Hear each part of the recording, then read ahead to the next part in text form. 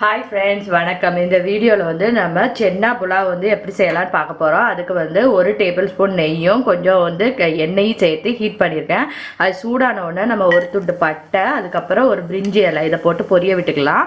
பொரிய விட்டுட்டு அப்புறமா ஒரு டீஸ்பூன் அளவுக்கு நம்ம ஜீரகம் ஆட் பண்ணிக்கலாம். இப்போ இதுவும் பொரிஞ்சிட்டு ஜீரகம், அதுக்கப்புறமா ஒரு பெரிய பல்லாரி வெங்காயத்தை நீல வாக்கில் கட் பண்ணி வச்சுருக்கேன், அதையும் இதில் ஆட் பண்ணிடுவோம். இப்போ இந்த வெங்காயம் வந்து நல்லா ப்ரௌன் கலரில் மாறட்டும், அது வரைக்கும் கொஞ்சம் வேகட்டும்.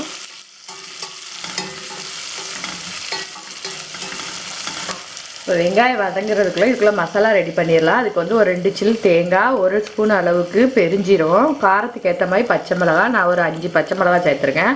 நீங்கள் உங்கள் காரத்துக்கு ஏற்ற மாதிரி அட்ஜஸ்ட் பண்ணிக்கோங்க. இது கூட இஞ்சி பூண்டு கூட நீங்கள் சேர்த்து அரைச்சிக்கலாம். என்கிட்ட இஞ்சி பூண்டு பேஸ்ட்டு நான் தனியாக அரைச்சி வச்சுருக்கிறதுனால இது கூட ஆட் பண்ணலை.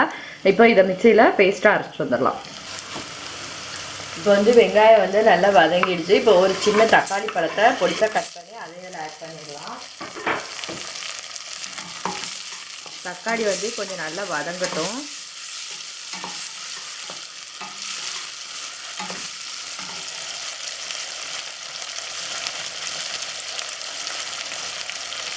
இப்போ தக்காளி பழம் வதங்குறதுக்கு கொஞ்சமாக உப்பு ஆட் பண்ணிக்கலாம்.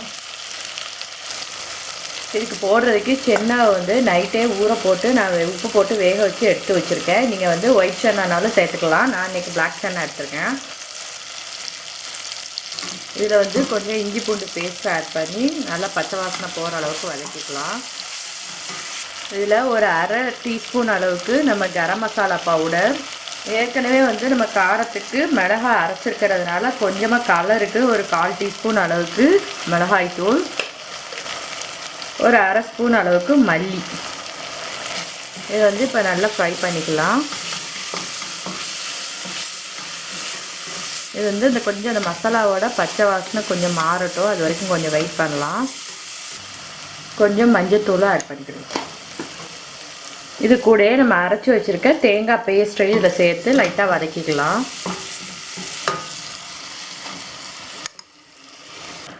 இப்போ இது கூட வந்து நம்ம வேக வச்சு வச்சுருக்க சென்னாவையே ஆட் பண்ணிடலாம். சென்னா வந்து உங்களுக்கு பிடிச்ச அளவுக்கு நீங்கள் ஆட் பண்ணிக்கலாம். நான் வந்து 1 கப் அளவுக்கு ஆட் பண்ணியிருக்கேன் 2 டம்ளர் அரிசிக்கு. இதுக்கு வந்து ஜீரக சம்பா அரிசி நல்லா டேஸ்டியாக இருக்கும். உங்களுக்கு வந்து ஜீரக சம்பா அரிசி பிடிக்காதுன்னா பாஸ்மதி அரிசி அல்லது நம்ம சாதாரணமாக செய்கிற சாப்பாட்டு அரிசியில் கூட செய்யலாம், நல்லாயிருக்கும். இது கூட ஒரு கைப்பிடி அளவுக்கு புதினா இலை. இப்போ இதில் நம்ம தண்ணி ஆட் பண்ணிடலாம். இதுக்கு வந்து நான் 2 டம்ளர் அரிசி எடுத்திருக்கேன். 2 டம்ளர் அரிசினா 4 டம்ளர் அளவுக்கு நம்ம தண்ணி ஊற்றணும்.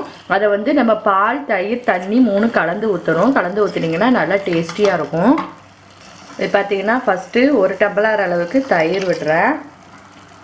அடுத்து 1 டம்ளர் அளவுக்கு பால், மிச்சம் 2 டம்ளருக்கு நம்ம தண்ணி சேர்த்துக்கலாம். இப்போ இது எல்லாத்தையும் மிக்ஸ் பண்ணி நல்லா கொதிக்க விடணும். கொதித்து வரும்போது நம்ம அரிசியை ஊற வச்சுருக்க அரிசியை களைஞ்சி இதில் ஆட் பண்ணணும். இப்போது இந்த ரைஸுக்கு தேவையான அளவு உப்பையும் இதில் ஆட் பண்ணிடலாம். இப்போ இது கொதிக்கட்டும், கொதிச்சதுக்கப்புறமா பார்க்கலாம்.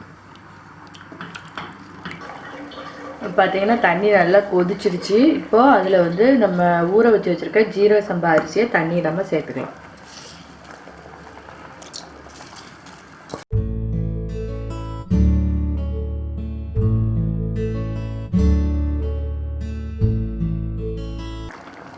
இப்போ அரிசியை சேர்த்துட்டு நல்லா கலந்து விட்டுருங்க ஒன்றா.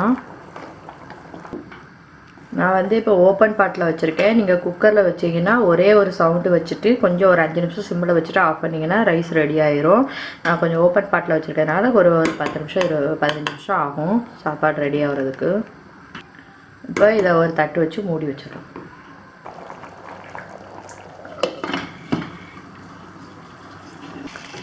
பார்த்திங்கன்னா தண்ணியெல்லாம் வந்து நல்லா வற்ற ஆரம்பிச்சிருச்சு. இனிமேல் வந்து ஒரு 5 நிமிஷத்துக்கு நம்ம கீழே வந்து தோசைக்கல்லை போட்டு அதுக்கு மேலே வச்சோம்னா சரியாக இருக்கும். இதுக்கு மேலே நீங்கள் ஸ்டவ்வில் டைரெக்டாக வச்சிங்கன்னா அடி பிடிக்க ஆரம்பிச்சிடும் ரைஸு.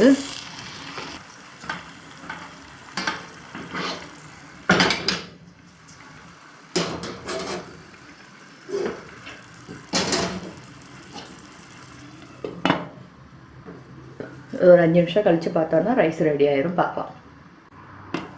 ஒரு 5 நிமிஷம் ஆகிட்டு ஓப்பன் பண்ணி பார்க்கலாம்.